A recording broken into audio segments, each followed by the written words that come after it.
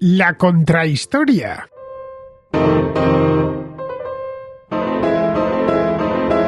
Un espacio para amantes de la historia presentado por Fernando Díaz Villanueva.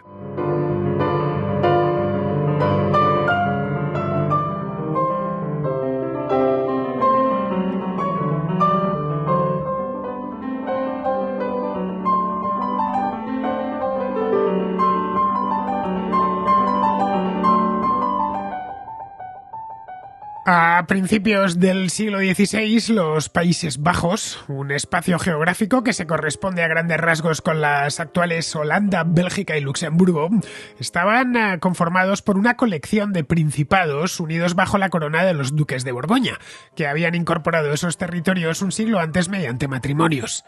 Los Países Bajos eran muy diversos.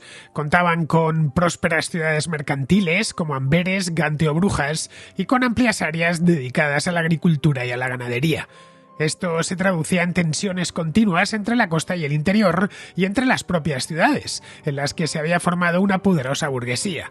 Cada uno de los principados mantenía sus propios fueros y privilegios que los sucesivos duques de Borgoña habían respetado a regañadientes. El emperador Carlos V, nieto de María de Borgoña, acrecentó los dominios de la casa ducal sumando algunos condados situados más al norte. Poco antes de morir, dejó el archiducado de Austria y los derechos imperiales a su hermano Fernando, y todo lo demás a su hijo Felipe, nacido y criado en Castilla. El monarca quería convertir a esos principados holandeses, también conocidos como 17 provincias, en un estado fuerte y centralizado similar a sus dominios españoles e italianos.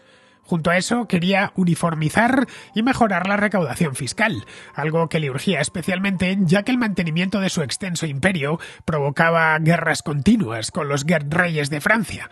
Pero ni Carlos ni Felipe podían imponer impuestos a las provincias sin su consentimiento. En ese estado de cosas penetró en el territorio la reforma protestante, que se extendió rápidamente por las provincias septentrionales.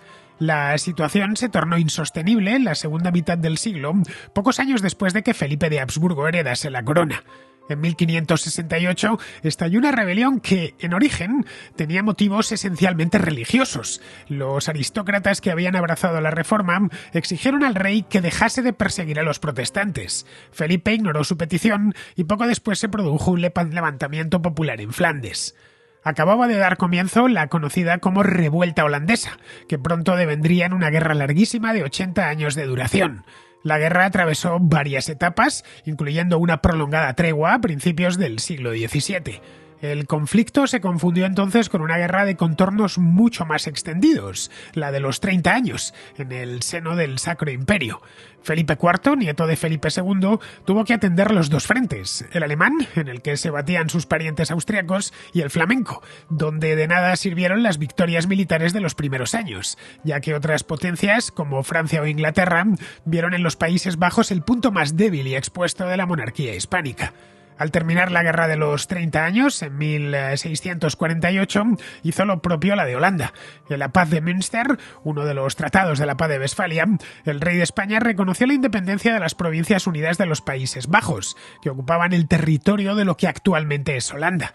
Retenía, eso sí, la parte meridional, donde se mantuvo el catolicismo. Esa división de los antiguos Países Bajos de la Casa de Borgoña se ha mantenido hasta la fecha, dando origen a Bélgica y Holanda. La guerra, por lo demás, debilitó seriamente a los Habsburgo españoles y puso los cimientos de la Edad de Oro holandesa. Pues bien, esto mismo es lo que vamos a ver en la contrahistoria de hoy.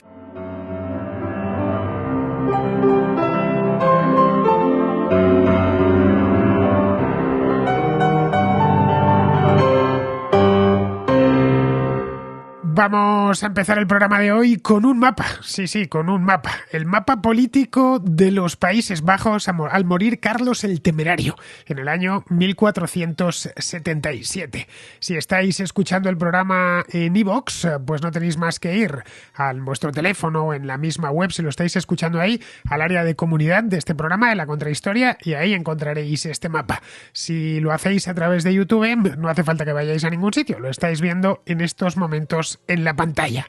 Bien, si estamos ya estamos todos encima del mapa, lo que tenemos aquí es una serie de territorios que los duques de Borgoña habían ido adquiriendo a través de guerras y de matrimonios durante un siglo. Son, como podéis ver, casi todos condados o ducados. El mapa está en lengua inglesa, pero vamos, se entiende a la perfección. Vemos al ducado de Brabante, por ejemplo, al condado de Flandes, el condado de Holanda.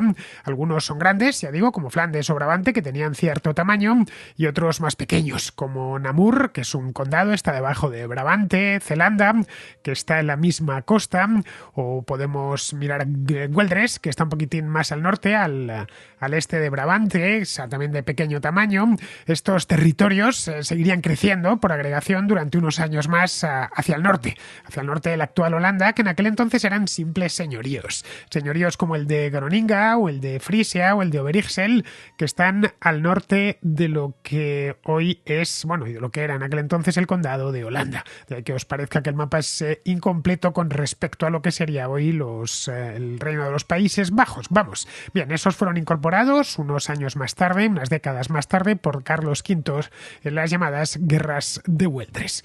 Algunos de estos territorios eran muy ricos y estaban muy poblados.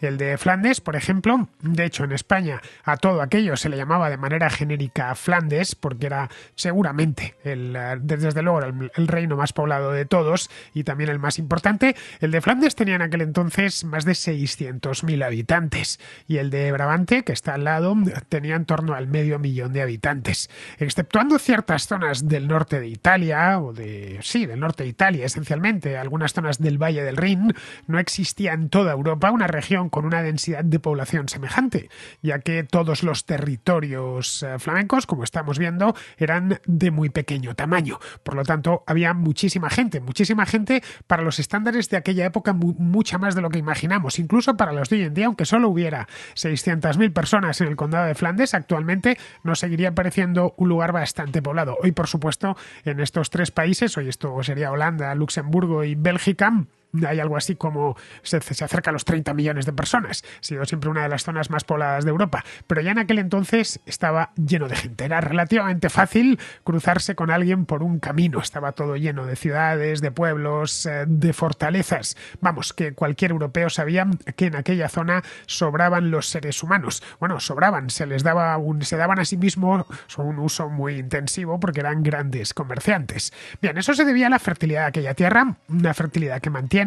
Es una tierra muy bien regada, como todas las de esa zona de Europa, una tierra muy llana, además, por eso se le llama Países Bajos, y además allí se encuentra la desembocadura del Rin. No lo olvidemos, forma unas bocas bastante amplias, el Rin es el mayor río de Europa occidental, da acceso al interior del continente. Luego además hay otros dos ríos de tamaño algo más pequeño, mucho más pequeño que el Rin, desde luego, como la desembocadura del Mosa y la desembocadura del río Escalda, que son ríos, aunque sean más pequeños que el Rin, siguen siendo ríos muy caudalosos, por supuesto navegables, y que forman un gran delta que se interna en el Mar del Norte. Bien, ahí fueron surgiendo puertos importantes que servían de puerta de entrada hacia el interior del continente. La ubicación de los Países Bajos, que está justo delante de Gran Bretaña, en este mapa que acabamos de ver se pueden ver las costas de Kent y de Anglia perfectamente.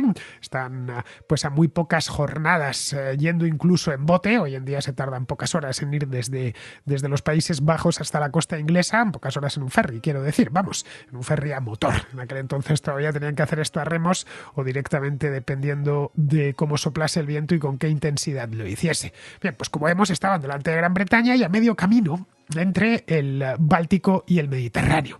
Al sur tenían Francia y al este tenían el Sacro Imperio.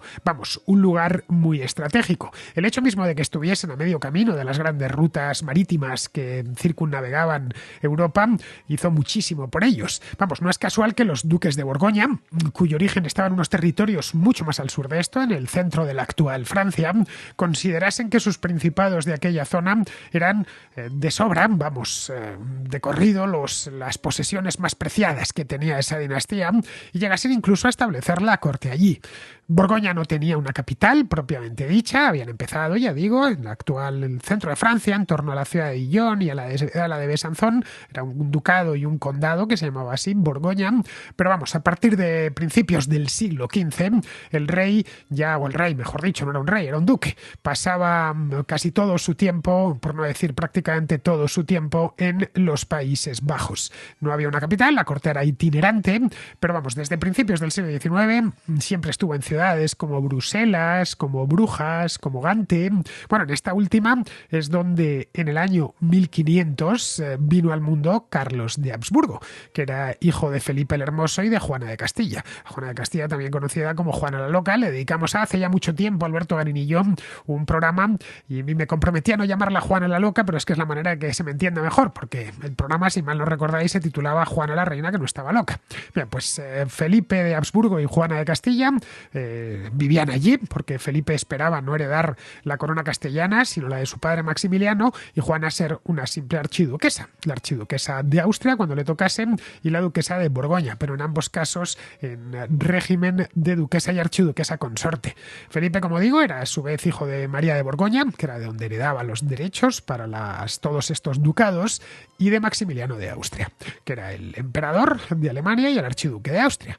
Bien, esto había supuesto que el ducado de Borgoña, a raíz del matrimonio entre Maximiliano y María de Borgoña, Maximiliano de Austria y María de Borgoña, que murió muy joven, María de Borgoña, cayese en manos de los Habsburgo y allá se quedaría durante 3 siglos más.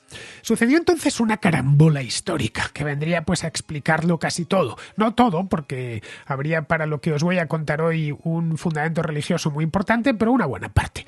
Juana de Castilla no era la heredera directa de los reinos de sus padres, de los reyes católicos, vamos, a quien le tocaba heredar aquello era su hermano Juan, pero el príncipe de Asturias murió de tuberculosis siendo muy joven.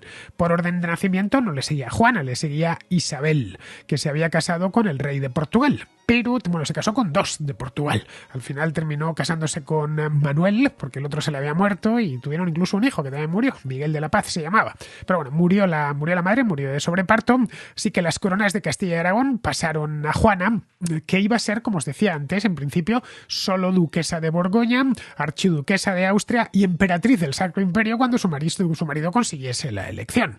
Pero la muerte de Juan y la de Isabel posteriormente hizo que Felipe y Juana se convirtiesen en reyes de Castilla y Aragón. Primero de Castilla, la muerte de Isabel la Católica, y luego posteriormente Aragón, 10 años más tarde, 12 exactamente, a la muerte de Fernando el Católico. Y además se convirtieron también en herederos de Borgoña, del archiducado de Austria y, por supuesto, de los derechos imperiales. Bien, todo eso recaía de manera, como os decía antes, un tanto casual, recaía en una sola persona, en Carlos. Felipe murió en 1506, Felipe el padre, quiero decir, Felipe el Hermoso, dejando a Juana como heredera única de todo.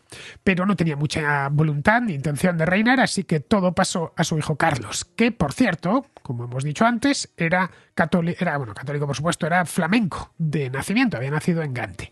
Eso dio lugar a los Países Bajos de los Habsburgo, unidos por arriba con otros muchos territorios europeos como la propia Castilla, Aragón y todos los reinos que lo conformaban, Navarra, que había sido incorporada en el año 1512 por Fernando el Católico, Milán, Nápoles, Sicilia, en fin, que Carlos se encontró con una herencia como no se había encontrado un rey en Europa occidental, pues casi desde el Imperio Romano.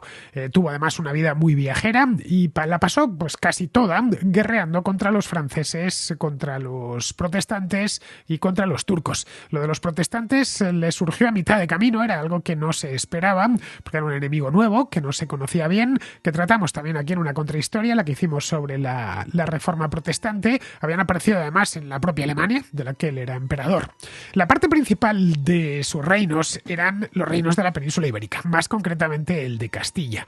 Antes de morir, de hecho, este hombre, Carlos V, o primero, si hablamos en términos españoles, se retiró a un monasterio en lo que hoy es la provincia de Cáceres, el monasterio de Yuste, y abdicó dividiendo su patrimonio territorial. A su hermano Fernando le dejó el archiducado de Austria y los derechos imperiales, y a su hijo Felipe, que ya había nacido en Castilla, en Valladolid, le dejó todo lo demás. Los historiadores se han planteado en muchas ocasiones por qué razón no dejó los Países Bajos también a su hermano. Y seguramente fue, ya digo, lo desconocemos porque no lo dejo por escrito, pero seguramente fue porque pensaba que Castilla podría defender mejor de las asechanzas francesas los Países Bajos que su hermano desde Alemania, que a fin de cuentas era emperador, pero el emperador tenía los poderes y las competencias que tenía, que eran bastante limitadas. Tanto Carlos como su hijo Felipe eran plenamente conscientes del mosaico de condados y de ducados que tenían en los Países Bajos. Su idea era unificar aquello en algo parecido a un reino, centralizar el poder y a partir de ahí construir una base fiscal lo más unificada posible también, como la que tenía en otros reinos de la corona.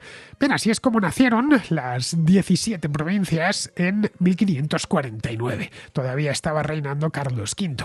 Con ello, Carlos aspiraba a hacer más gobernable aquello y ya de paso contrarrestar la reforma protestante, que había entrado con muchísima fuerza en aquel territorio.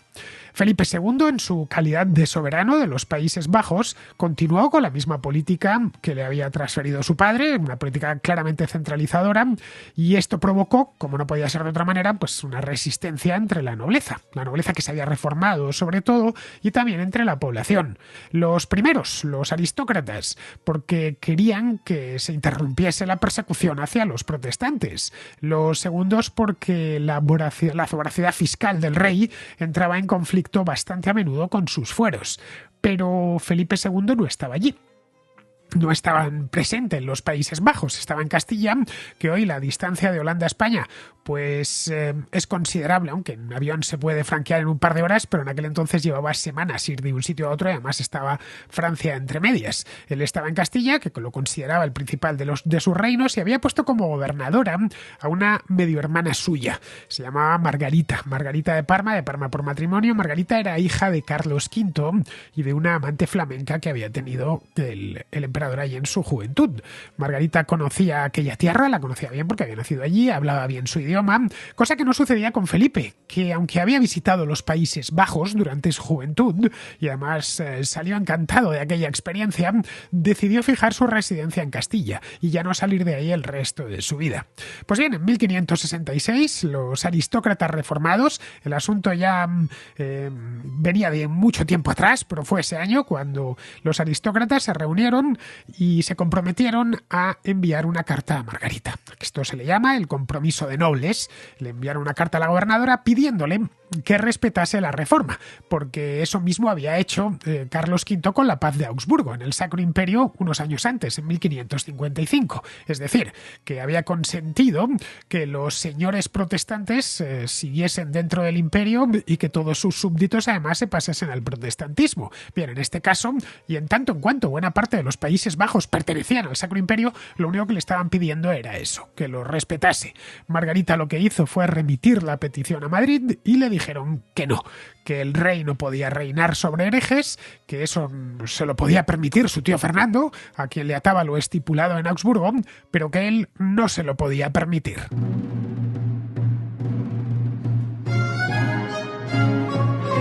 El ambiente se fue caldeando cada vez más y 2 años después estalló una protesta de forma muy violenta por parte de los calvinistas flamencos. Esto se le dio en llamar la furia iconoclasta. Bueno, así es como lo conocemos ahora, la furia iconoclasta, porque les dio con las imágenes. En Holanda lo conocen como Beeldenstorm, que se traduciría algo así como tormenta de las estatuas. A los revoltosos, como os digo, les dio por entrar en las iglesias católicas, que evidentemente eran muchísimas, y destruir las imágenes. Entraban con palos, con hachas, metían fuego a las imágenes o directamente las destruían, asaltaban los altares. O sea, aquello hoy sería una cosa que nos provocaría estupor, pues imaginémonos en aquel entonces, cuando la religión era mucho más importante que ahora. Ojo, no era algo nuevo, no era algo que no hubiese sucedido ya. La iconoclastia hunde sus raíces muy profundo en la historia del cristianismo, pero ni siquiera era algo nuevo en aquella época. Años antes se habían producido sucesos similares en Suiza, en Dinamarca también, por supuesto en Alemania, con motivo de la Reforma. La gobernadora de los Países Bajos, que como os decía era Margarita de Parma, temía una insurrección mucho mayor e hizo algunas concesiones a los calvinistas, como designar ciertas iglesias para sus oficios religiosos, pero no les pareció suficiente. La rebelión se extendió y 2 años más tarde ya era generalizada en todos los Países Bajos.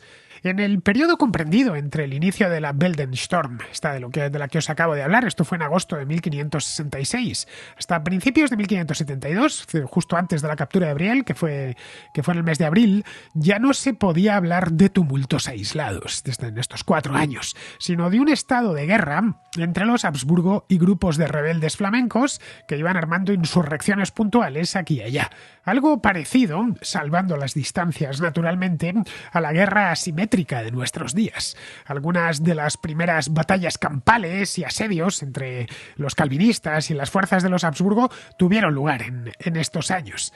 En Madrid pensaron que aquel estado de inestabilidad y ese estado caótico había que atajarlo cuanto antes, porque se podía contagiar a otras partes. Enviaron a Bruselas a un militar, a Fernando Álvarez de Toledo, que era el tercer duque de Alba, y un hombre de la máxima confianza, tanto de Carlos, del emperador Carlos, ya fallecido para aquel entonces, como de su hijo Felipe.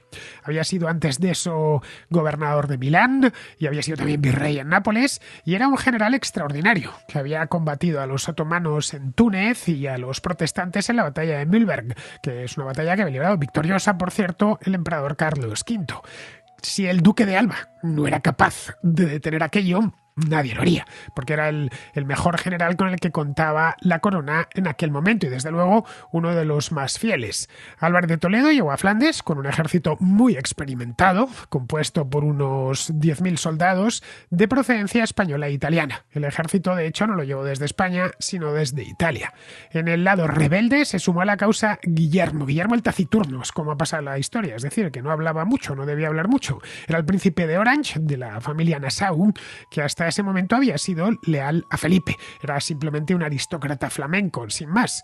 El duque de Alba consiguió pacificar el territorio en relativamente poco tiempo, pero lo hizo de manera un tanto salvaje. Tuvo que aplicar medidas de excepción, como el famoso Tribunal de los Tumultos, que en Holanda se le conoce como Tribunal de la Sangre, que juzgaba a los rebeldes y los ejecutaba, por supuesto, desde luego a los principales cabecillas, como fueron, por ejemplo, y de la manera, estos dos nombres en Holanda se recuerdan mucho, el conde de Egmont y el de Horn.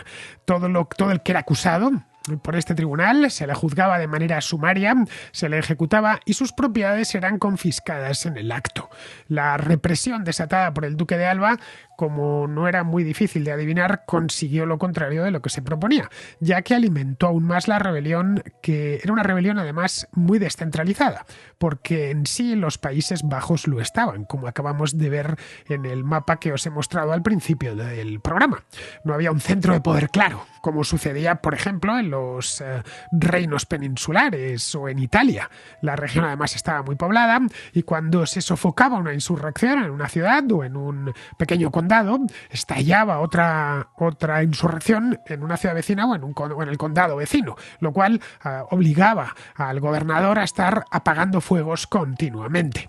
El ejército de los Habsburgo era muy superior. Era un ejército completamente profesional que venía de librar guerras en Italia y guerras contra el Imperio Otomano, que tenían como oficio básicamente ese, es decir, era puro oficio de las armas. Eran mercenarios que provenían pues de distintos territorios de los Habsburgo, ya estuviesen en Italia, en la propia España, en el sur de Alemania. Es decir, era un ejército muy internacional, aunque en este caso su general o el gobernador era español. Los rebeldes poco tenían que hacer frente a él en campo abierto, y de ahí que procuraban rehuir a toda costa el enfrentamiento con las tropas españolas o habsbúrgicas, porque ya digo, su composición era muy internacional, todo lo que pudiesen.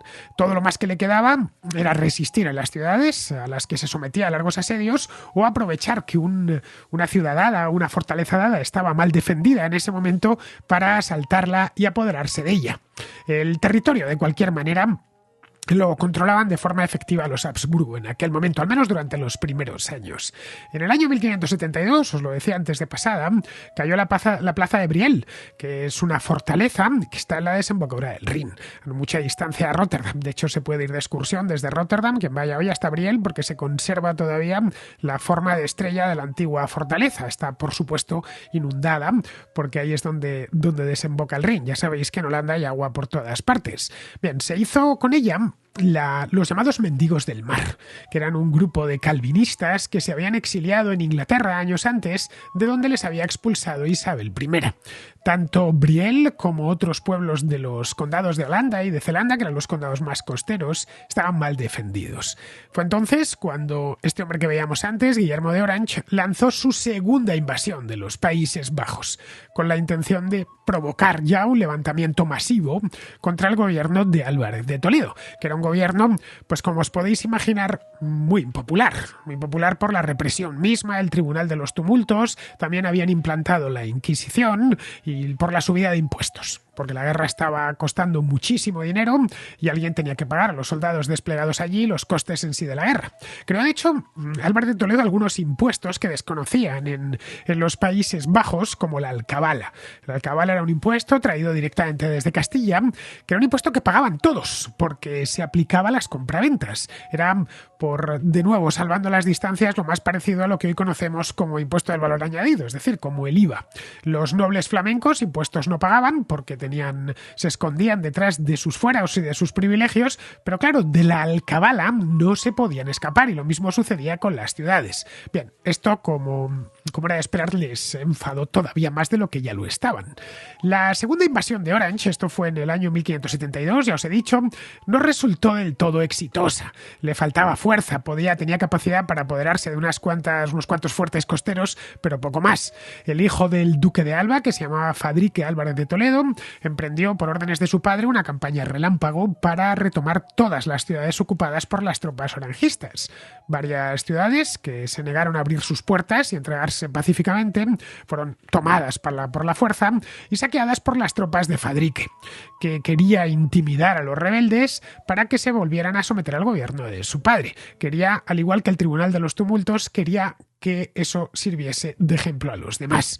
Que si le hemos hecho esto a los de la ciudad de al lado, vosotros veréis si os conviene o no os conviene. Y lo mismo con el Tribunal de los Tumultos. La ejecución de Egmont y de Horn perseguía eso. Si hemos sido capaces de cortar la cabeza a dos condes, ¿qué no haremos con un simple vasallo?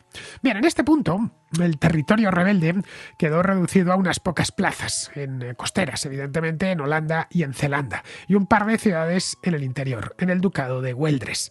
Pero de nada servía pacificar porque las rebeliones tardaban días en estallar en otro punto. La ofensiva de los Habsburgo se estancó, de hecho, tras la toma de Haarlem. Los rebeldes holandeses retomaron la iniciativa, capturando Gertruidenberg y se hicieron con Alkmaar. Eso les dio además superioridad naval, porque en la costa eran especialmente fuertes. Alba fue relevado al final ya en 1573, porque en Madrid empezaron a ver que la receta que estaba aplicando era una receta contraproducente, que conseguía victorias militares, eso era indiscutible, pero no servían para nada a la larga, porque cada asedio victorioso, en lugar de servir de ejemplo para que otros se pensase lo de rebelarse, servía para lo contrario, para que en cuanto desapareciese el último soldado, automáticamente se volvían a rebelar. El sucesor de Alba fue un catalán llamado Luis de Requesens, que mostró un talante más conciliador. Hizo una lectura distinta de la situación, pero no pudo persuadir a muchas ciudades para que volviesen al redil. Requesens, que murió allí mismo, en Bruselas, poco después, en 1576, estaba ya completamente agotado el hombre, vio que la solución era realmente complicada ya para esos momentos. Unos meses antes, Felipe II además había declarado la bancarrota, es decir, ningún acreedor cobraría, ninguno. De todos los que tienen la corona, que eran muchísimos, porque no había con qué pagar. Uno de los acreedores de la corona eran los soldados destacados en Flandes, que eran muchísimos y a quienes había que pagar regularmente, y había que mantener desde España, porque la recaudación fiscal en Flandes era mínima, se había reducido al mínimo a causa de la guerra, y porque la poca que tenían se consumía en las campañas militares y en el mantenimiento mismo de la administración. Los soldados lo que hicieron, a la vuelta de unos cuantos meses de no recibir su soldada, fue empezar a vivir de la tierra, es decir, a amotinarse, cobrándose la soldada en especie, saqueando pueblos y ciudades sin que sus oficiales pudieran hacer nada al respecto. De hecho, Los propios oficiales se apuntaban a menudo a los saqueos, así que tampoco servía de mucho decírselo porque era el propio oficial que estaba apuntándose a aquello.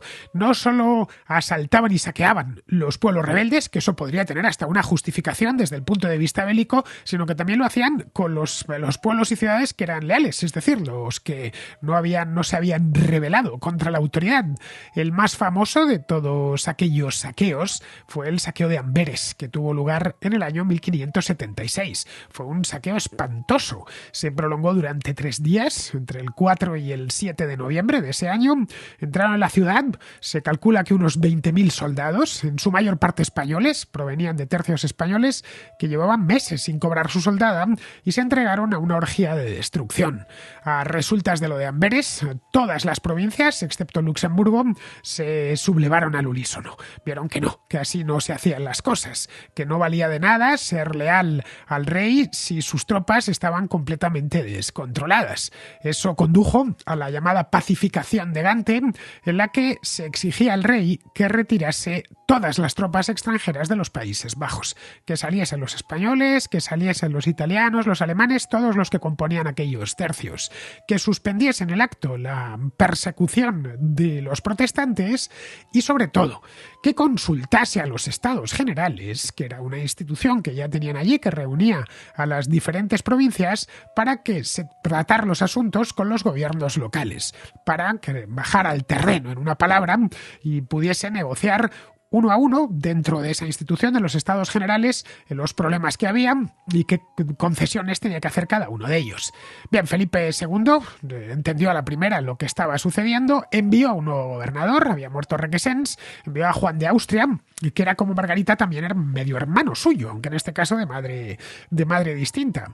Juan de Austria era un general muy reputado, el gran héroe de la batalla de Lepanto y un tipo muy habilidoso. Fue Juan de Austria quien entabló negociaciones de paz con los Estados Generales, aceptó las demandas que le habían impuesto en Gante, la llamada, lo que os decía antes de la pacificación de Gante.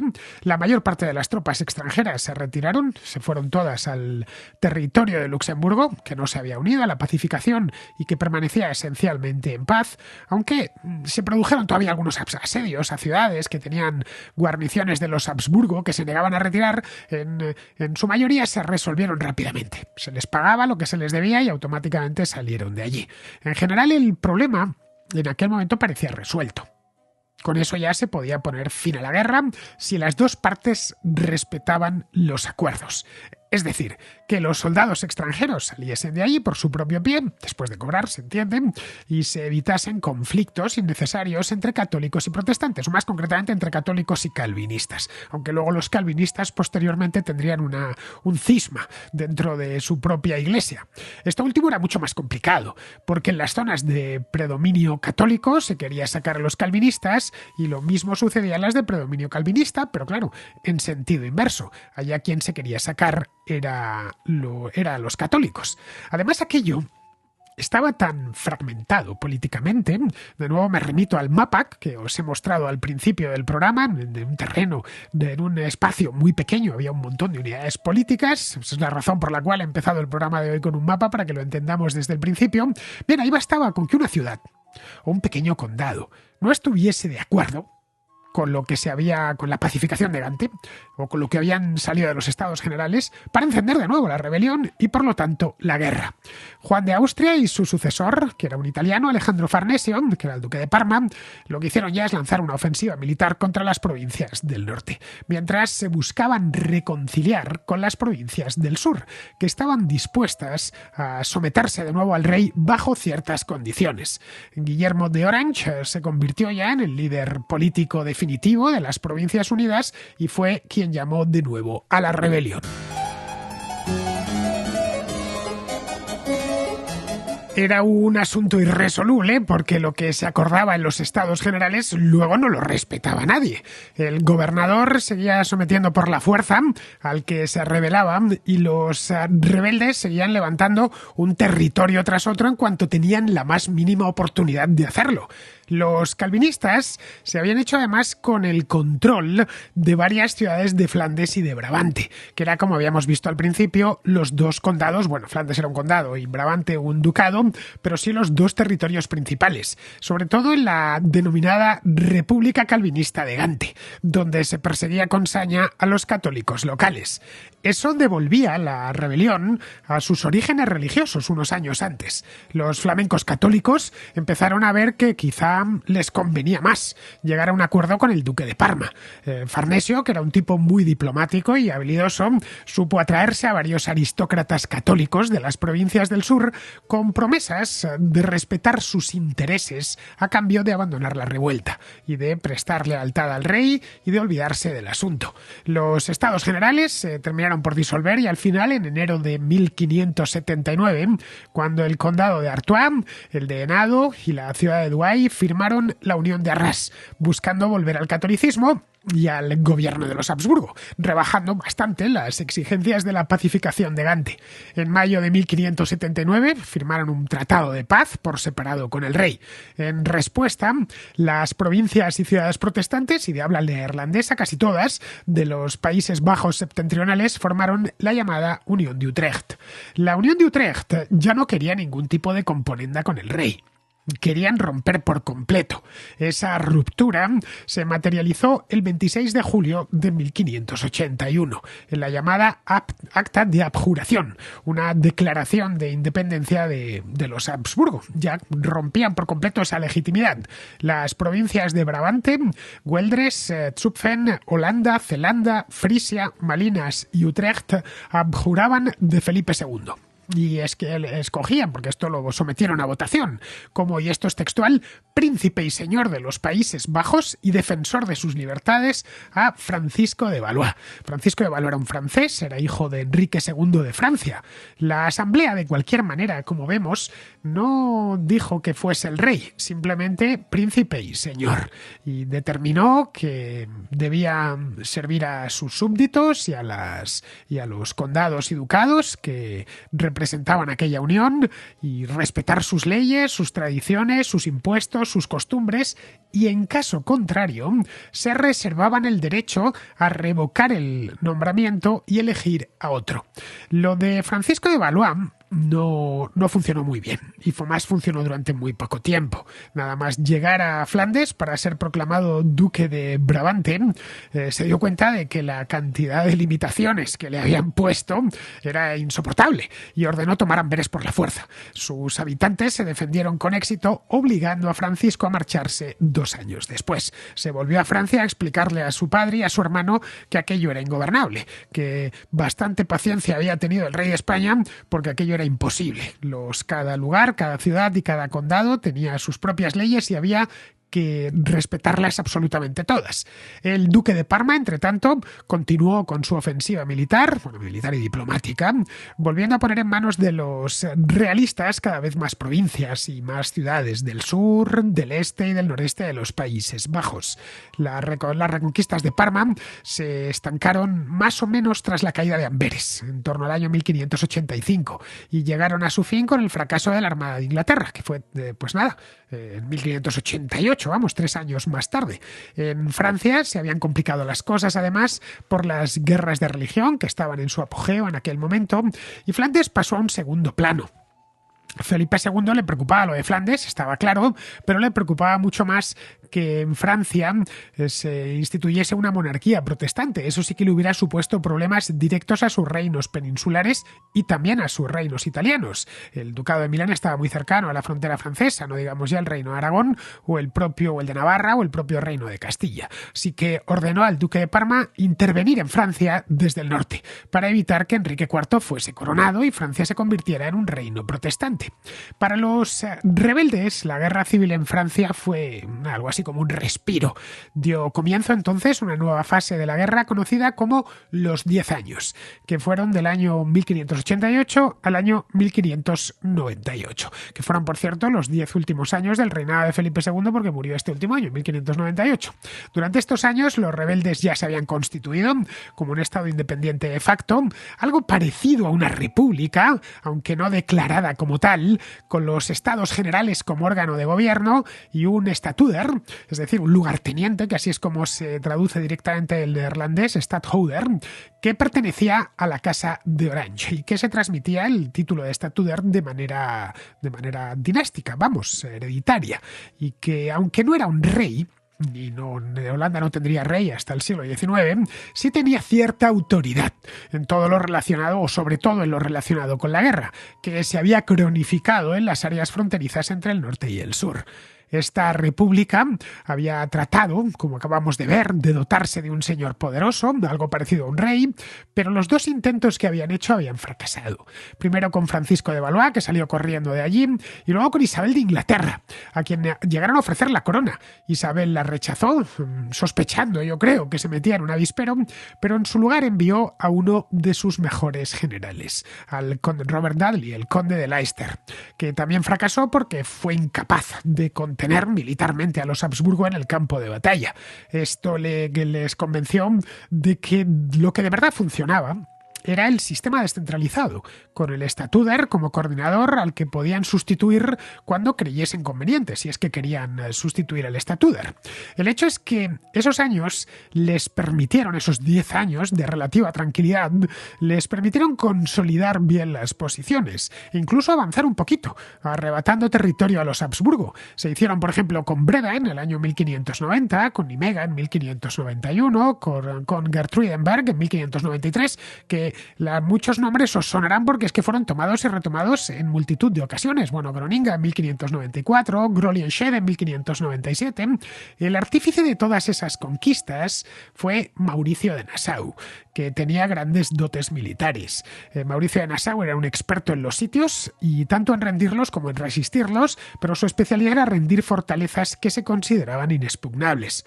Sus tácticas militares le ganaron fama en todas las cortes de Europa. Se hablaba de lo que estaba haciendo este hombrecillo, claro, Mauricio de Nassau, el statuder de los Países Bajos. Ningún rey de Europa se lo terminaba de tomar en serio, pero como la guerra era una actividad central en aquella época, quien la hacía bien, pues se terminaba hablando de él por todas partes. De hecho, las fronteras actuales de los Países Bajos de nuestros días fueron definidas en buena medida por las campañas de Mauricio de Orange durante esos 10 años, de 1588 a 1598.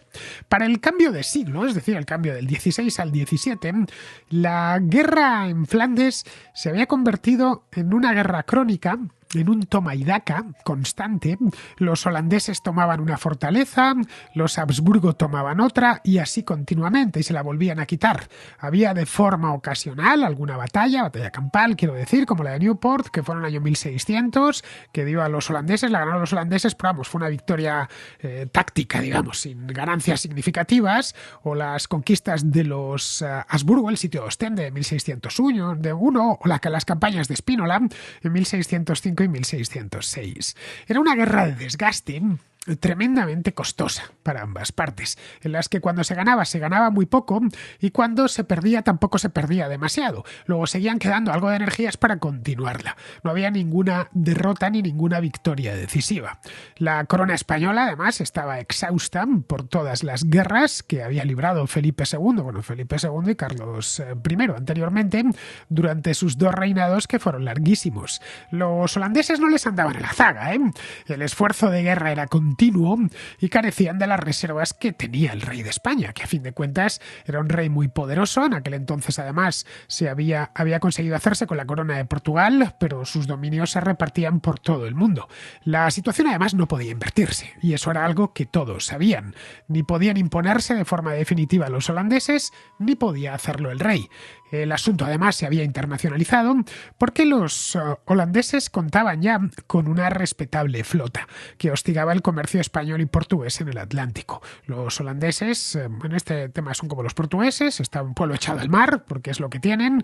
De hecho, una parte del país se la han terminado arrancando al mar mediante los polder, dotados además de muy buenos puertos y grandes bosques con los que construir barcos, con los que construirlos físicamente. Quiero decir, en aquel entonces todos los barcos eran de madera, y eso les permitió, además muy poblado, muy rico, estaba en aquel momento gestándose el capitalismo, y había capital suficiente como para empezar a expandirse por el mundo. Bien, esto era un problemón, especialmente en ciertos lugares como Brasil, bueno, el propio Caribe, incluso en el Océano Índico, en lo que eran molestando y hostigando a los intereses portugueses. En Madrid, entre tanto, lo que hicieron fue volver a declarar la bancarrota en el año 1607. Y eso llevó a plantearse a firmar una tregua con los holandeses en la que como mínimo se reconociese el statu quo, pero que al menos se abandonase ese toma y daca, ese estado de guerra continuo. Eso suponía, evidentemente, tenía sus costes, suponía el reconocimiento de facto de la República Holandesa por parte del rey.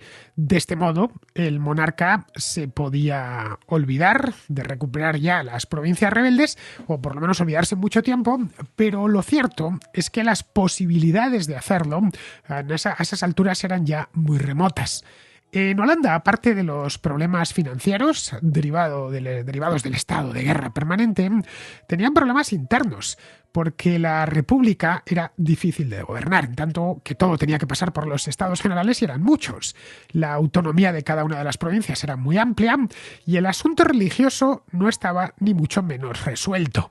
El protestantismo no era una iglesia propiamente dicha, como sucedía con el catolicismo. Se definía en oposición al catolicismo, pero en su interior era y sigue siendo muy diverso. Los protestantes holandeses no eran todos de la misma denominación. Allí había echado raíces el calvinismo, pero dentro del calvinismo también había problemas. Eso dio lugar a continuas disputas. Había surgido poco antes, finales del siglo XVI, una doctrina que se dio en llamar arminianismo. Se llamó así por Jacobo Arminio. Este era un teólogo de Utrecht que discutía la doble predestinación de los calvinistas. Juan Calvino había afirmado años antes que desde el principio de los tiempos, desde la misma creación del mundo, Dios ya sabía quién se salvaría y quién no, siglos antes de que naciese, ¿no? El que estaba predestinado a salvarse se caracterizaba por llevar una vida y una existencia muy devota. De modo que si alguien rezaba mucho y observaba todos los preceptos religiosos, era un indicador clarísimo de que estaba predestinado a la salvación y que esto lo había decidido Dios en el origen mismo del mundo. Arminio se opuso a esta doctrina y sus seguidores empezaron a llamar remonstrantes porque hacían una protesta, una remonstrant, que se dice en neerlandés. Bueno, en inglés creo que protesta también es remonstrance, así que en este aspecto tiene una palabra muy parecida. Una protesta contra la doctrina calvinista. Frente a ellos se levantaban los gomaristas. Los gomaristas debían su nombre a Franz Gomar, que era un teólogo de Brujas, que era muy afín a las doctrinas de Calvino y que se oponía a Jacobo Arminio. Bueno, esto dio lugar a una disputa que llegó hasta los Estados Generales, donde ambos disputaron por supuesto, pero se retaron a duelo dialéctico, ¿se entiende? Claro, el problema es que de los duelos dialécticos a veces se pasa a los duelos de la espada o de la pistola, que es lo que pasó aquí. Prácticamente todos los nobles estaban del lado de Arminio, mientras que la doctrina gomarista la seguía el pueblo llano, por regla general. El estatúder no sabía qué hacer al principio, así que se alineó con los gomaristas, temiendo una rebelión popular que fuese el origen de una guerra civil, una guerra religiosa, como la que acababa de sufrir Francia. Las disputas y los desacuerdos minaban a la República, que ya no podía apelar a los momentos heroicos de la rebelión, porque había pasado mucho tiempo y, claro, pocos la recordaban personalmente.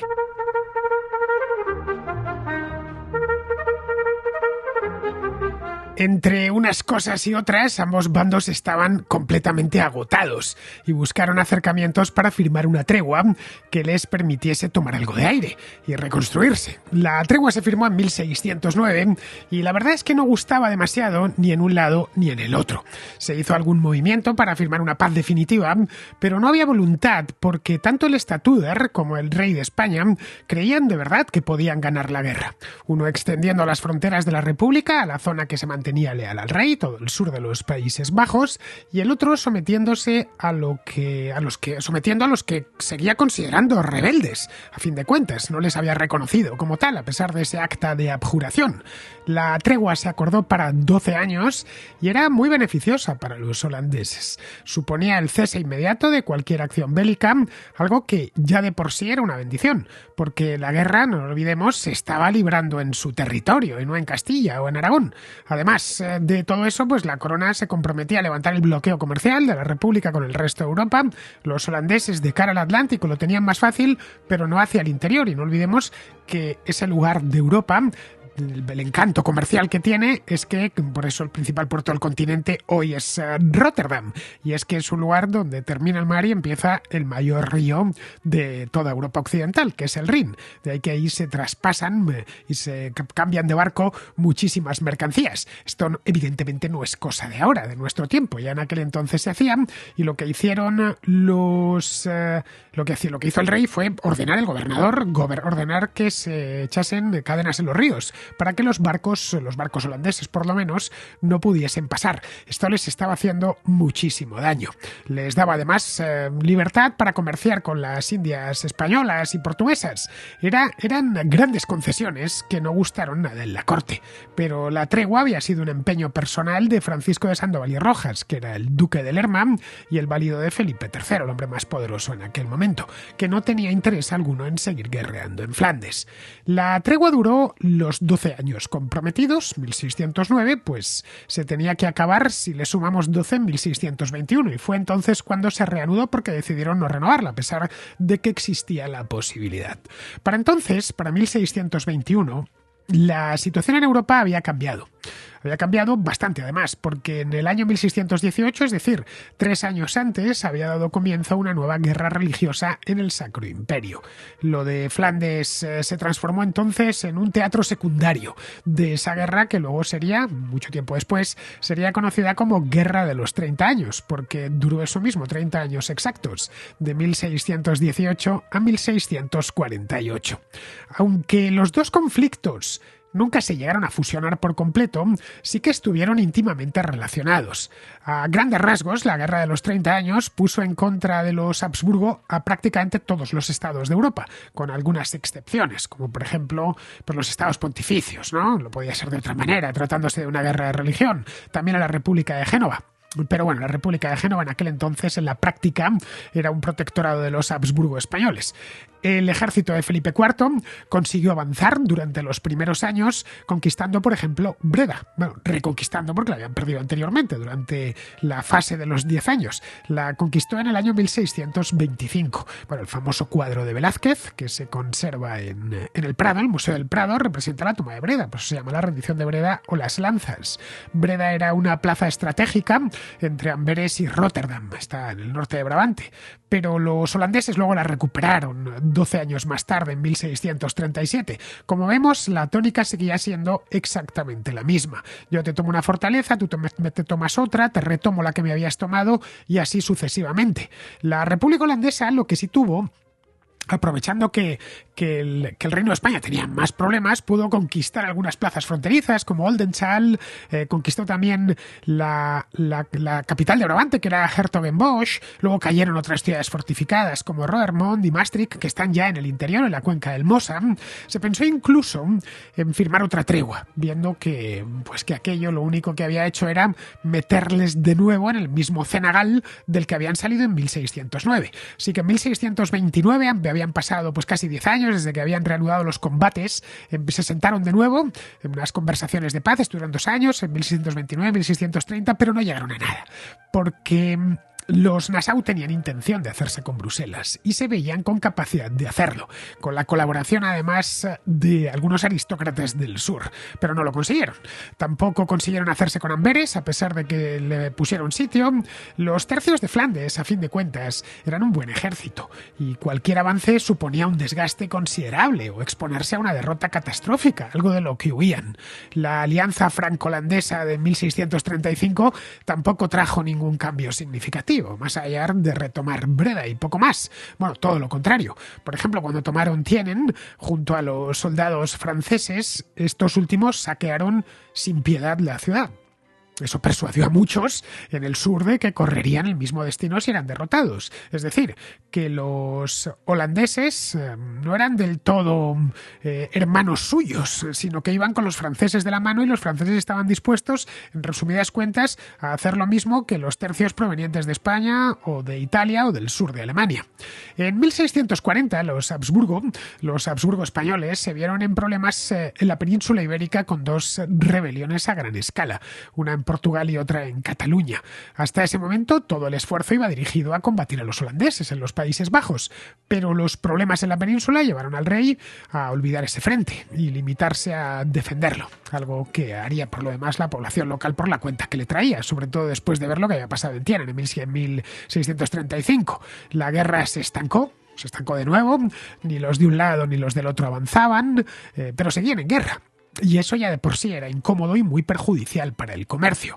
Los dos sabían que llevaban combatiendo 70 años y que aquello no tenía solución, que la frontera religiosa era ya inamovible. El sur seguía siendo católico y el norte protestante. De hecho, se había definido muchísimo mejor, porque en los primeros años en las zonas de predominio católico había muchos protestantes y en la de predominio protestantes también había muchos católicos. En estos momentos ya en la parte católica apenas quedaban protestantes, si es que quedaba alguno, y en la parte católica protestante calvinista apenas quedaban católicos, si es que quedaba alguno. Entonces, veían que eso ya era inamovible. Cuando los católicos tomaban una plaza protestante, se encontraban con problemas, la población lo rechazaba, y viceversa, cuando los calvinistas tomaban una plaza católica, pues se encontraban de nuevo con problemas. Había que reconocer aquello. Había que ponerlo sobre el papel. La República estaba en aquel momento dirigida por el estatuder Federico Enrique, que era ya muy mayor y no tenía intención de seguir combatiendo. A eso, a él se había debido, a Federico Enrique se había debido la entrada de Francia en el conflicto, con resultados un tanto decepcionantes. En 1646 trató ya de tomar Amberes, que era como el objeto de deseo de la República de Holanda, por fin hacerse con ello, pero no lo consiguió, volvió a fracasar. Ahí ya constató que no quedaba otra que buscar un acuerdo con el rey de España, que en aquel momento se encontraba debilitado por las rebeliones en Portugal y Cataluña. En Madrid no parecía mala idea. A fin de cuentas, lo de Flandes, de nuevo, no tenía solución, y lo mejor era encontrar una salida honrosa que al menos mantuviese a los católicos como súbditos del rey. En toda Europa, ya para aquel entonces, estamos hablando de la década de los 40 del siglo XVII, la idea de una frontera religiosa había cobrado fuerza, la veían como algo inevitable. El principio consagrado en la paz de Augsburgo, un siglo antes, en 1555, el principio de cuius regio eius religio, es decir, la confesión religiosa del príncipe se aplica a todos sus súbditos, parecía lo más razonable y además un principio que evitaría problemas en el futuro, al menos problemas de tipo religioso. Los Habsburgo alemanes ya se habían percatado de lo mismo. Había que sentarse a fijar esa frontera religiosa y resolver los flecos. Las negociaciones para la paz comenzaron en 1646, poco después del fallido sitio de Amberes. Los holandeses, aparte de fijar la frontera definitiva, querían el reconocimiento formal por parte del rey de España, que era lo único que les faltaba, porque ya eran independientes de facto desde el siglo anterior, desde finales del siglo anterior. Era lo que les faltaba para considerar lo suyo un estado completo y plenamente legitimado. Hasta ese momento, cierto, tanto franceses como ingleses les reconocían, pero España, el Sacro Imperio y la mayor parte de los estados italianos les tenían como simples rebeldes, algo que complicaba mucho las cosas al nuevo estatuder, que era Guillermo II de Orange, que se había casado con una princesa inglesa, María Enriqueta Estuardo, hija de Carlos I, y que pretendía crear un reino centralizado en Holanda, una cosa parecida a la del reino de su suegro en Inglaterra, algo reconocido y respetado por todos. Por cierto, también fracasaría Guillermo II de Orange en esto. Lo que pasa es que se moriría antes. Bien, el resultado de aquellas negociaciones que confluyeron en el tiempo, con las que se sostenían en Alemania entre el emperador y sus enemigos, fue la paz de Münster del año 1648, que confirmó en definitiva, la mayor parte de los acuerdos ya alcanzados en la tregua de 1609. Para las negociaciones, los Estados Generales enviaron no a uno, sino a 8 delegados. Estaban todos a igualdad de condiciones, los 8 provenientes de varias de las provincias, ya que ninguno, había 7 provincias, pero Holanda envió 2, ya que ninguno confiaba en que los demás lo representasen adecuadamente. Estaban representadas las provincias de Overijssel, de Frisia, de Groninga, de Holanda, de Güeldres, de Zelanda y de Utrecht. La delegación española solo tenía un portavoz, se llamaba Gaspar de Bracamonte, el conde de Peñaranda, que se mostró muy generoso con la otra parte, no porque saliese de él, sino porque le habían dado órdenes en la corte de que actuase así. Había recibido órdenes de Madrid de hacer las concesiones necesarias para acabar con aquello, ya que en ese momento, en 1648, la guerra con Francia era la prioridad. En enero de 1648 se llegó a un acuerdo preliminar que fue enviado a la corte en Madrid y a los Estados Generales en La Haya para que lo estudiasen. Ambos le dieron el visto bueno. Bueno, los Estados Generales tuvieron un voto en contra y la paz se firmó en mayo de ese mismo año. Los españoles reconocían la independencia de la República Holandesa, considerando ya definitivamente rotos los vínculos dinásticos y la legitimidad que unía aquellos territorios con la corona. Accedieron a cerrar el río Escalda al comercio, condenando, por cierto, a la ciudad de Amberes, y reconocían la presencia de holandeses en las Indias. Más concretamente, en la actual Surinam y en la isla de San Martín. Supuso también el abandono de la República de Holanda, del Sacro Imperio, al que, como os decía antes, había nominalmente pertenecido desde la Edad Media. Pero lo más importante de todo fue que se fijó la frontera sur, que se mantiene hasta el momento presente porque constituye el límite entre Bélgica y los Países Bajos. El tratado, si le echamos un vistazo, estaba inspirado claramente en la tregua de los 12 años. Demostrando que los 30 años de guerra no habían servido para casi nada. Las negociaciones se alargaron porque Francia quería incorporarse al tratado y que de allí también saliese el reconocimiento de la derrota frente a ellos, pero el negociador español se negó. Lo del conde de Peñaranda, lo de Francia iría por otro lado, llegado el momento, y ese momento tardó bastante, tardó 11 años en presentarse hasta que ya en 1659 se firmó la paz de los Pirineos. No estaban todas las provincias holandesas de acuerdo, como os decía antes, con el tratado. El tratado tiene 79 artículos, se conserva hoy en La Haya. 5 provincias votaron a favor de la ratificación inmediata, en contra se pusieron Zelanda y Utrecht, dijeron que no. Ojo, el Statuder Guillermo estaba que no sabía muy bien qué hacer porque veía que sus propias provincias estaban divididas. Bueno, Utrecht finalmente cedió a la presión de otras provincias, pero Zelanda resistió y se negó a firmar, nunca lo firmó. Finalmente se decidió ratificar la paz sin el consentimiento de Zelanda, que se la tuvo que envainar, obviamente, porque su posición era minoritaria y su importancia y su peso dentro de aquella confederación era menor. El Statuder Guillermo se afanó entonces en dar majestuosidad a la ocasión y anunció la paz con grandes fiestas, que se celebraron el 5 de junio de 1648. ¿Por qué eligió ese día? Bueno, pues porque era el mismo día que 80 años antes, en 1568, los condes de Egmont y de Hoorn habían sido ejecutados por el duque de Alba.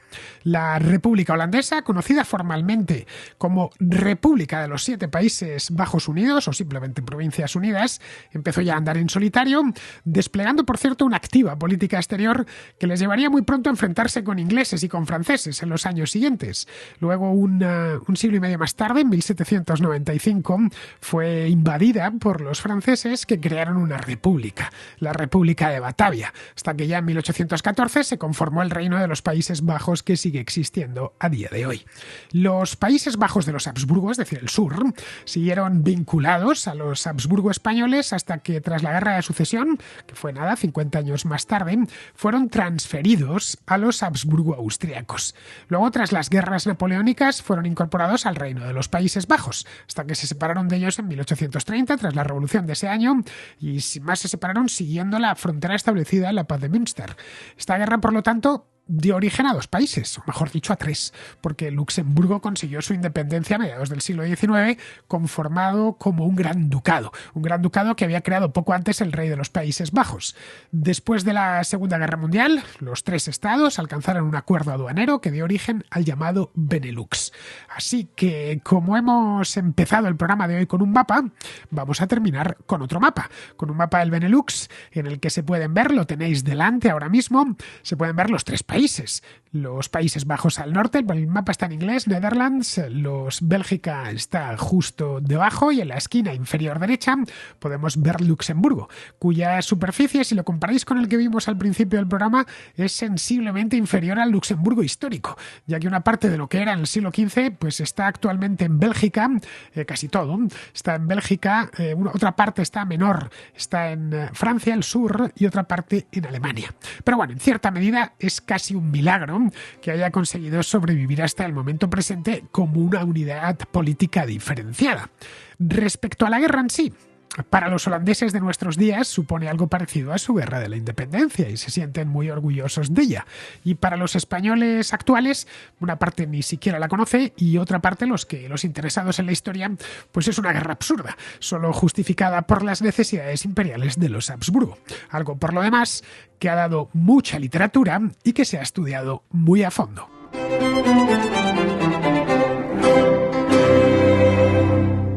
Espero que os haya gustado esta contrahistoria dedicada a la Guerra de los 80 años, o Revuelta Holandesa, como queráis llamarla, o Guerra de Flandes, o directamente así, que es como más se la conoce en España.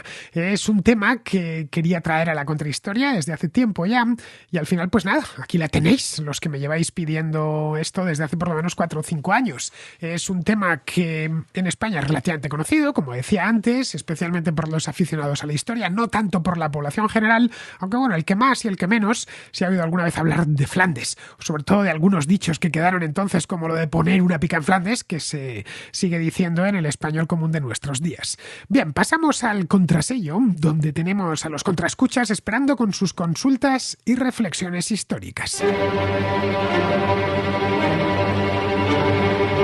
El contrasello.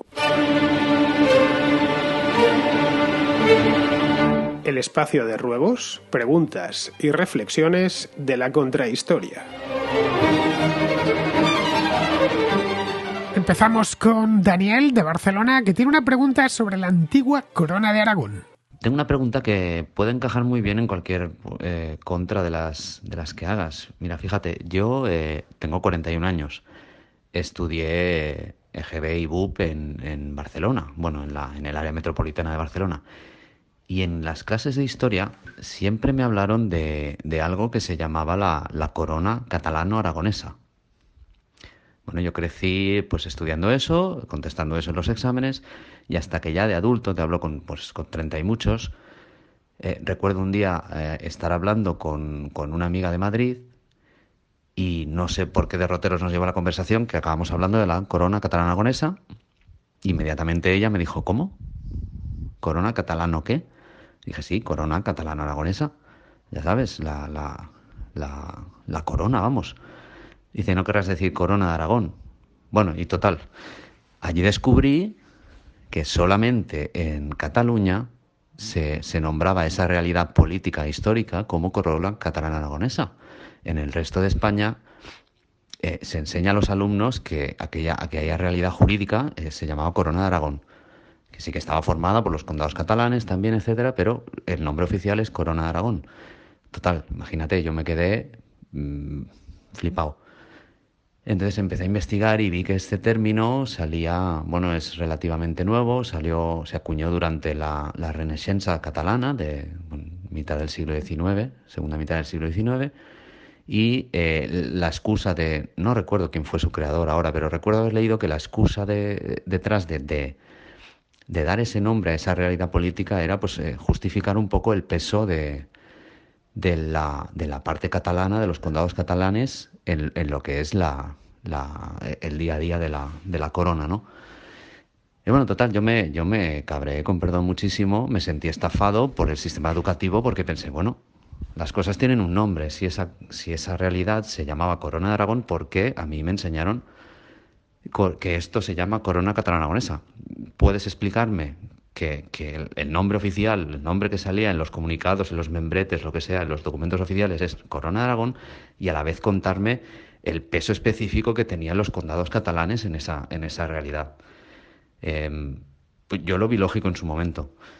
Entonces, bueno, eso quedó, y hace menos tiempo estaba hablando con un amigo, planteándole toda esta duda, Y me dijo, bueno, dice, pero es que no son los únicos ejemplos históricos en los que les cambiamos el nombre a las cosas para que el nombre describa mejor lo que eran.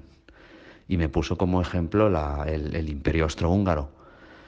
La verdad es que no tengo conocimientos suficientes de historia como para rebatirle esa afirmación. No sé cómo se llamaba el Imperio Austrohúngaro en realidad y no sé si ese nombre es ampliamente usado o no.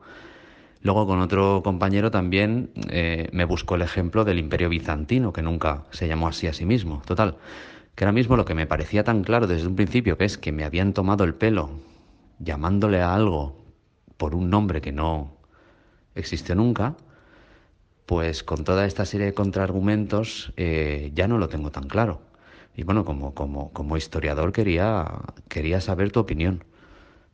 ¿Es habitual en historia cambiarle los nombres a las realidades para reflejar mejor lo que eran o no? ¿Se justifica? ¿Cuándo? ¿Cómo? ¿De qué forma? Muchas gracias, Fernando, y enhorabuena por tus programas. El Imperio Austrohúngaro no nació como tal hasta el año 1867, no lo olvides, Daniel, es un estado relativamente reciente, y se llamaba oficialmente Österreichische-Ungarische Monarchie, es decir, monarquía austrohúngara. Ese era el título oficial del país, su nombre oficial. No le llamaban imperio, porque un imperio, es decir, un Kaiserturm, era lo que se conocía, era como estaba constituida Austria sola desde 1804, cuando quedó disuelto el Sacro Imperio. Respecto a lo de Bizancio, pues sí, efectivamente, lo he dicho muchas veces aquí, es una convención historiográfica del siglo XIX para referirse al Imperio Romano de Oriente. Bueno, o directamente al Imperio Romano, que es como se referían a él los propios bizantinos, que se hacían llamar Romaioi a sí mismos. Claro, esto implicaba una complejidad para los historiadores, primero porque es muy largo. Cuando decimos Imperio Romano de Oriente, pues tenemos que poner tres palabras cuando se puede utilizar una. Y luego porque es que cuando hablamos de Imperio Romano, lo leemos Imperio Romano, pensamos siempre en el Imperio Romano de Occidente. Así que en aras de la brevedad y de la voluntad de ser entendido, que esto es importantísimo en la historia y en la divulgación histórica, no te digo ya, se empezó a llamar al Imperio Romano de Oriente Imperio Bizantino, por su capital, Bizancio, que se llamaba Constantinopla, pero antes Constantino, el emperador Constantino el Grande, había construido su nueva capital, la Nueva Roma, sobre una antigua ciudad griega que se llamaba Bizancio. Así que se quedó con eso. Eso de la corona catalano-aragonesa es también un invento del siglo XIX, que se originó en la Renaissance catalana a finales del siglo XIX. No sé el año exacto, pero vamos, fue en el último tercio del siglo XIX. Creo que el nombre de corona de Aragón no aparece en ningún documento histórico. Los reyes de Aragón se limitaban a hablar de el reino de Aragón o de la casa de Aragón. Si encontramos en mapas antiguos términos como Regnum Aragonia, es decir, reino de los Aragones, una cosa así. Ese reino tuvo su origen en la Edad Media, cuando el reino de Aragón se unió con el condado de Barcelona, que era el más grande y poderoso de todos los condados catalanes, que habían salido de la marca hispánica carolingia. Y en el siglo XII, Ramiro II de Aragón casó a su hija Petronila con Ramón Berenguer IV, el conde de Barcelona. El título de reina pasaba a su hija Petronila, pero no a Ramón. Fue el hijo de ambos, Alfonso II, quien ya tuvo el título de rey de Aragón y conde de Barcelona.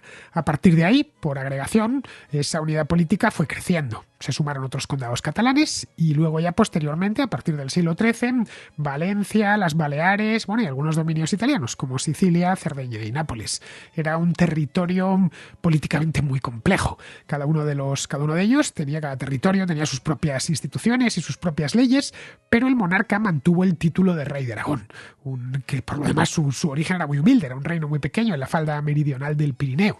Así que si queremos ser precisos, tendríamos que hablar de corona catalano-aragonesa, valenciano-balear, siciliano, sardo-napolitana. Bien, eso sería absurdo. Así que es mejor dejarlo con lo de corona de Aragón. Ojo, corona y no reino, porque el reino estaba circunscrito a lo que hoy es más o menos la comunidad autónoma de Aragón. El papel, por lo demás, que tuvo el condado de Barcelona en la corona de Aragón fue importantísimo, porque Barcelona durante buena parte de la Edad Media fue una ciudad principal. Fue en muchísimas ocasiones sede de los reyes de Aragón. Ahora bien, Yo no soy partidario de decir con dos palabras lo que se puede decir solo con una, a no ser claro que lo que busque sea utilizar la historia para satisfacer ciertas agendas políticas del presente. Y eso de que corona catalano-aragonesa que va en esa dirección. Los valencianos podían hacer lo mismo y hablar de corona valenciano-aragonesa y los mallorquines también. Como ves, si se quiere manosear la historia con intención política, al final lo que aparece es el absurdo. Bien, seguimos con Eva, que tiene una petición sobre la toma de Numancia. Hola Fernando, me encantaría escuchar una contrahistoria sobre Numancia y si puedes dar algunas pinceladas sobre cuando se creía que Numancia estaba situado en Zamora. Es un detalle sin importancia, supongo, pero Zamora y Soria son dos ciudades por las que siento un especial cariño y me gustaría saber más sobre el tema. Muchísimas gracias por la labor que realizas. Un saludo. No es mala idea, Eva, hacer una contrahistoria sobre la propia Numancia o sobre la toma de Numancia, cuyas ruinas, las ruinas de Numancia, la Numancia romana, ojo, no la celtíbera, se conservan cerca de Soria. Es una excursión típica cuando vas a Soria acercarte a Numancia, que está no sé si es a 8 kilómetros, una cosa así. La ciudad, como supongo que ya sabrás, fue destruida por los romanos a finales del siglo II a.C. Luego fue, según parece, ocupada de nuevo por tribus celtíberas y ya en el siglo I a.C., en tiempos de Augusto, los romanos edificaron encima una pequeña ciudad romana, que siglos más tarde se abandonó y se perdió y se olvidó. En las crónicas que contaban la resistencia, la historia de la resistencia numantina, pues no se hablaba del lugar, simplemente se hablaba con mucho detalle, eso sí, de todo lo que había sucedido allí, ¿no? En aquel asentamiento celtíbero, pero no se sabía muy bien dónde se localizaba, porque esas crónicas tenían mucha información respecto a la serie en sí de los acontecimientos, pero muy poco respecto a la situación geográfica. Se sabía, eso sí, que había tenido lugar en algún punto de la submeseta norte. Pero claro, es que la submeseta norte es muy extensa. De ahí que muchos pensasen que estaba en Zamora. No lo sé, quizá por aquello de Viriato, que era una historia conocida desde antiguo. Pero también era conocida desde antiguo la resistencia numantina, ¿eh? El propio Cervantes tiene una obra conocida como El cerco de Numancia, que es de finales del siglo XVI. Luego, y a partir de la guerra contra los franceses, a principios del siglo XIX, se constituyó esto de Numancia en un elemento definitorio del nuevo Estado-nación, es decir, gente indómita que estaba dispuesta a combatir a los invasores y suicidándose si era necesario, ¿no? Que no se rendía nunca. Se continuó la búsqueda y a mediados del siglo XIX es cuando encontraron las ruinas de Numancia. Lo hicieron muy cerquita de la ciudad de Soria. Hasta entonces se había dudado si estaba en Zamora, como te decía, como me comentas tú, o si estaba en Soria, cuando se descubrieron aquellas ruinas. Comprobaron que efectivamente ese emplazamiento estaba en Soria porque poco después del descubrimiento de las primeras ruinas empezaron a excavar y encontraron el emplazamiento de los campamentos romanos, que ya era definitivo. Las ruinas de Numancia, por cierto, se siguen excavando en la actualidad y, por supuesto, se pueden visitar.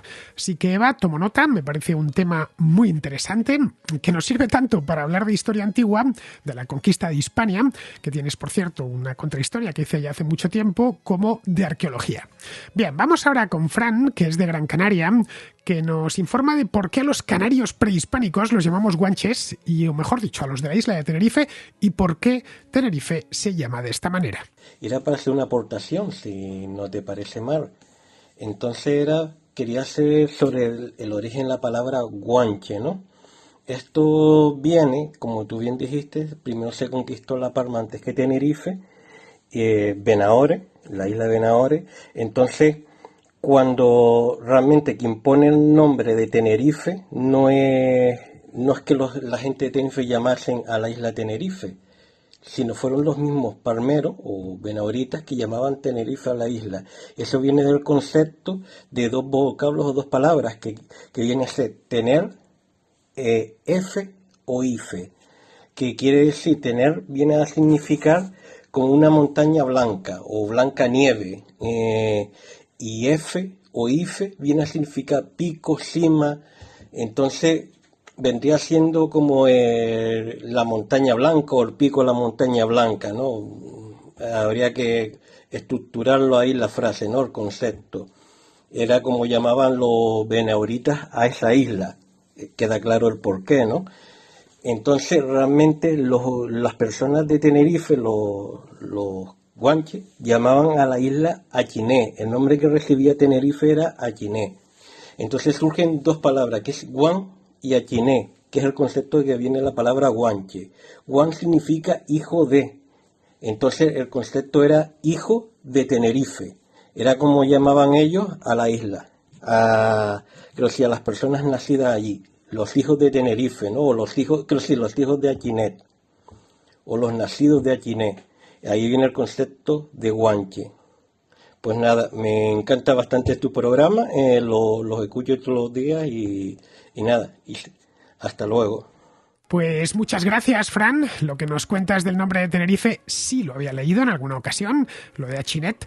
El nombre se lo pusieron los indígenas de La Palma, que se ve perfectamente, una isla y otra están a la vista, y les debieron indicar los castellanos cómo llamaban a la isla vecina, y con ese nombre se quedó. Lo que desconocía es lo segundo que nos cuentas. No sabía que Guanche significa literalmente hijo de Achinet, que era el nombre indígena de la isla. Así que mira, hoy me acuesto sabiendo una cosa más, y creo que no solo yo, me da que muchos contraescuchas tampoco lo sabían. Bien, pues con esto, queridos amigos, terminamos la contrahistoria de hoy. Espero que haya sido de vuestro agrado. Así que con estas me despido de todos vosotros. Hasta la próxima contrahistoria.